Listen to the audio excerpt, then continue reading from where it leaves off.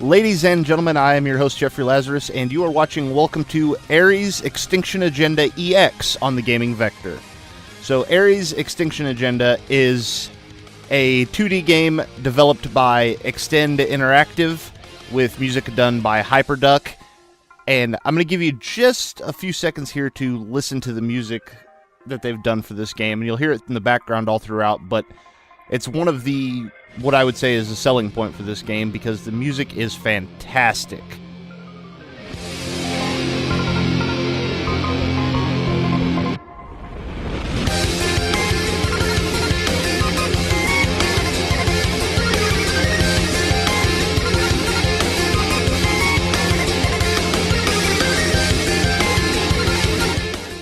Yeah, fantastic background track there. So, let's go ahead and press start and hop into the game, and I can show you what A.R.E.S. Extinction Agenda EX is all about. And I'm just going to call it A.R.E.S. from here on out because that is a tongue twister of a name. So let's go ahead and jump through the menus here first. As you can see, achievements. This is an Xbox Live Arcade game. It is $15. You can see we also have leaderboards, so there is kind of... there is a scoring system to each level, so that gives you kind of the ability to do a score attack type thing. But let's jump into help and options. So here you can see music volume, sound effects volume, separate sliders. Once again, something that I think should be in every game, and I don't know why you wouldn't. Turn vibration on or off, and then 3 combat difficulties. There is casual, normal, and hardcore. The game defaults to normal, so that's what we are going to be playing on. Here you can see the controls real quick. So you've got a couple of special attacks. You've got a jump button, obviously. You've got different weapons, movement. You've got an ultimate attack, a boost, a dash, a repair button, and an alternate mode of fire. I'll show you how all that works here momentarily.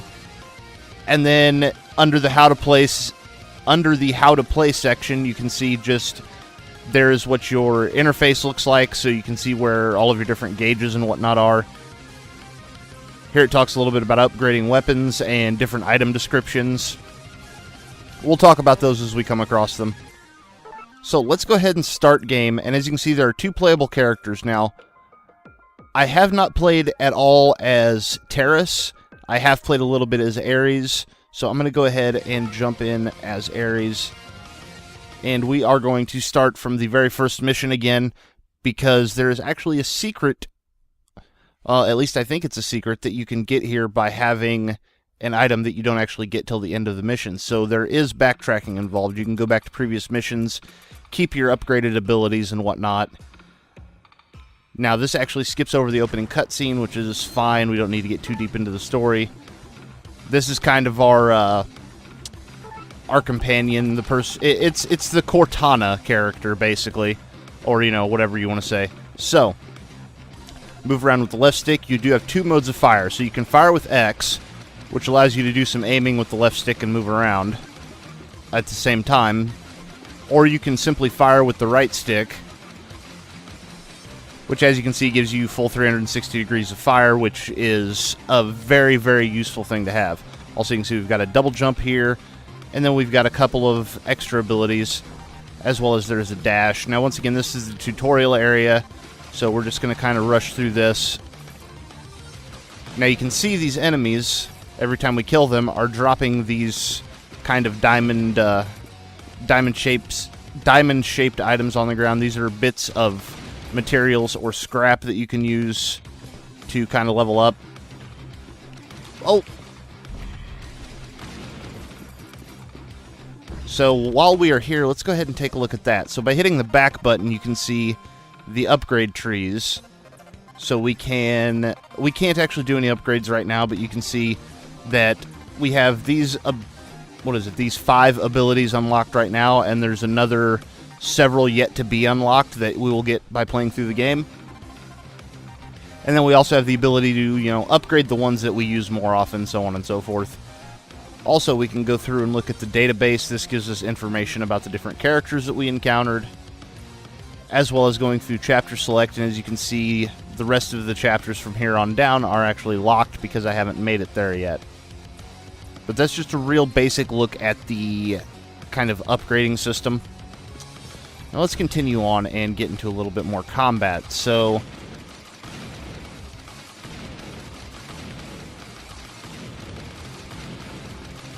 basically, this game feels kind of... I'm missing that guy. This game feels kind of one part Mega Man, one part Metroid. It feels very Mega Man with the platforming and the shooting. It does have this twin-stick shooter kind of thing going on, which, I'll be honest, the controls overall feel pretty good on the 360 pad. Except for the shooting with the stick, because... And I think this is because it was originally a PC game that's been ported to the 360 as the, kind of EX version with all of the content and whatnot. And I think that actually hinders the kind of twin-stick shooting of it, because rather than what you would typically have, which would be kind of 8-directional shooting, you actually have a full 360 degrees, which means that you would have to be... The analog stick would have to be more accurate than it is to be able to accurately hit every target. And I mean, you'll kind of figure it out as you go along, but I'm afraid that the harder difficulties may end up being exceptionally difficult because of this. Also, taking a lot of damage here. There we are. So, once we finish off these guys, we can actually use our repair ability. And what that will actually do... Oh boy, these guys respawned. Let's kill them. So, by hitting right bumper, you'll notice my kind of scrap materials up in the upper right went down 100. So you spend 100 of those to repair. So sometimes you have to... I'm assuming sometimes you'll have to make the decision, well, do I want to keep what I have and try and make it through on, what health I have left, in hopes of, being able to upgrade my abilities more, or do I... Oh boy. Or do I go ahead and heal up and ensure that I can, beat whatever's in my way, but at the cost of maybe not being able to buy that upgrade that I want later on down the line. But here's another one of these rooms, and this is actually kind of a little secret room. I almost didn't notice this my first time through here. So this gives you the chance to get some extra materials. Just die already, thank you. That gives you a chance to get some extra materials. And I'm assuming there'll be more and more of those hidden throughout the game as we progress. So the basic idea here in this video is I want to get through the first level, show you some gameplay, and basically show you what a boss fight is kind of like. And once again, this is, normal difficulty, so if this doesn't look challenging enough, you could crank it up to hardcore. If this looks too difficult, you could turn it down to casual. You do have that choice, which is always nice. And along with that, the game very much... Oh, forgot about this room. The game very much captures kind of that old school feel, while still looking really good. Production values are really high, and this is kind of our first mini boss fight. So I'm going to go ahead and use my, I don't know what you would call super ability, I suppose, to just kind of blast the crap out of this guy. And once again, just like in, any old school style Mega Man game, learning the patterns to the enemy is going to allow you to defeat him much, much easier. Also, pressing the right buttons will allow you to defeat him much easier, but... Now see, that right there, what we just saw, that's one of the problems with the stick shooting. So if I were to jump and try and shoot, you may not be able... I may not have been able to hit that guy as often, but by just jumping and tapping X, I'm able to actually take him out fairly easily. So I don't know... God, get away from me. I don't know how well the game takes into account designing for both of those eventualities, because I feel like sometimes it's more beneficial to use the stick shooting, like right there dealing with those flying enemies, and sometimes I feel like it's more beneficial to do the other. Now this over here was the secret I was looking at. So one of our other abilities, if I press Y, I can actually use the ability you acquire at the end of the level to open up this secret room, and this will get us a data cube. So, data cubes. Well, let's go ahead and just look, actually. There you can see we've actually unlocked something new in the database. Just some interesting backstory and lore stuff if you want to get into the storyline and the characters and whatnot. Also looks like this may unlock an alternate pathway and an enemy I haven't actually seen before. Very interesting. So now we're treading into completely unknown territory. Oh, a chip. Ah, and that unlocks our ability to upgrade our repair ability. So that will allow us to... Ah, okay, so... There we are. The cost is 350 of our material. It increases the amount of energy that we recover, and it will decrease the recharge time. So I'm going to go ahead and... Whoops. Yep, I'm going to go ahead and upgrade that because I see no reason not to. Alright, now we can head back down into the main part of the stage and finish off the level. Also, forgot, enemies respawn when you leave the screen. See, this is one of those occasions where the stick shooting is actually more effective than just the straightforward shooting because of the height of those enemies. So, I have a feeling that you'll have to switch back and forth between the two quite a lot to actually be able to be 100% effective getting through the game. Oh! I dropped right into that guy. Yeah, as you can see, production value is very high. The music is fantastic. The gameplay is... It's passable. It's good. I'm not going to sit here and tell you that it's fantastic gameplay. It's... And there's another thing that I can't get to yet, so I may have to come back to this level later yet again to get that data cube. Yeah, the gameplay is passable. It's not the best gameplay, it's not the best controls in the world, but it does feel pretty good.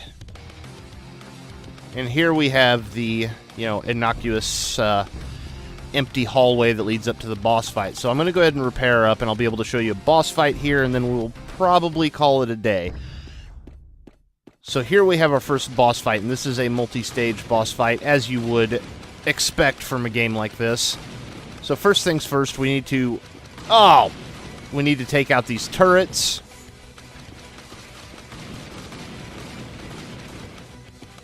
And then the main boss is actually going to slam down here. And let's just go ahead and fire off one of these and see how much damage we can do to him that way. So there you can see the boss has his own health bar. He's got his own set of attacks that we need to try and dodge. Oh, the laser blast. No! Alright, let's go ahead and repair, and there is the first boss actually taken down. Not incredibly difficult, but still a fun fight, and could still easily take you out, especially on a higher difficulty, or first time in, you don't know exactly what you're doing. And then here we see, our rank is the D rank. We missed 2 upgrade chips still, which is interesting. Our highest combo was 31. We got hit by the boss 6 times. Damage dealt, time to clear the level, and the difficulty setting all kind of factor into what our score is. And then we can continue, and this will... You can see we got just a little bit more kind of experience towards our level because of the score. I actually beat my last score by a little bit, so the bar moves up a little bit.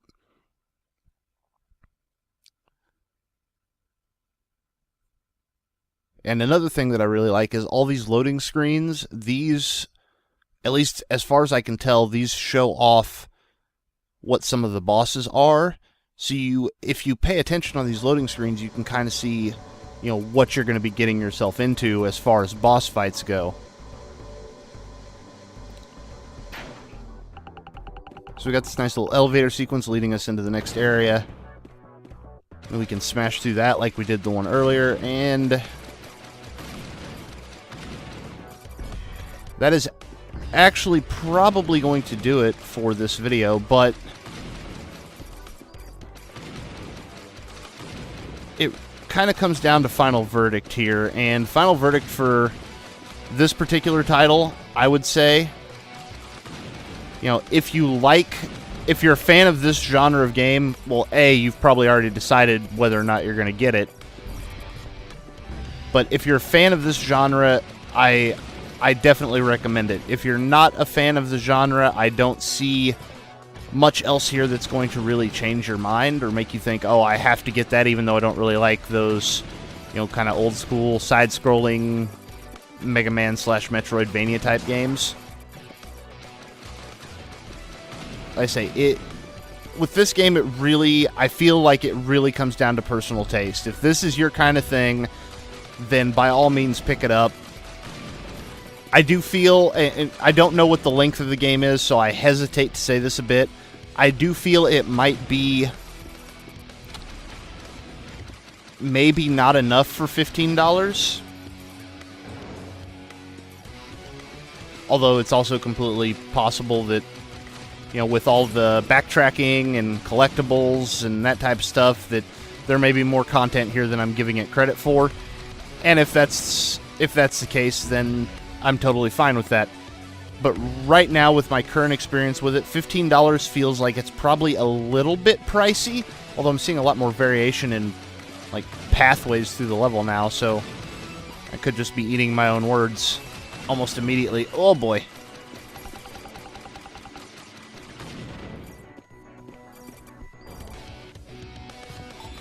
Hey. Another upgrade unlocked. Sure.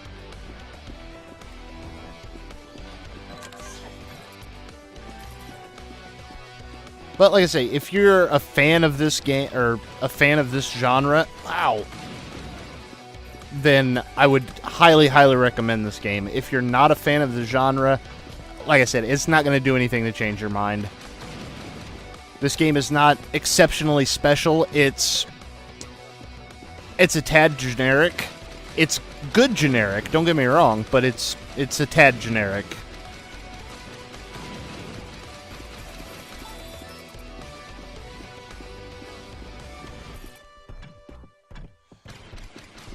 So, ladies and gentlemen, that has been A.R.E.S. Extinction Agenda on Xbox Live Arcade. $15 downloadable title.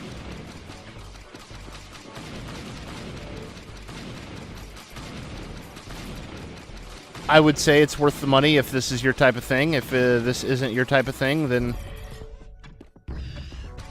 probably not worth the purchase price. With that, I have been your host, Jeffrey Lazarus, and thank you for watching.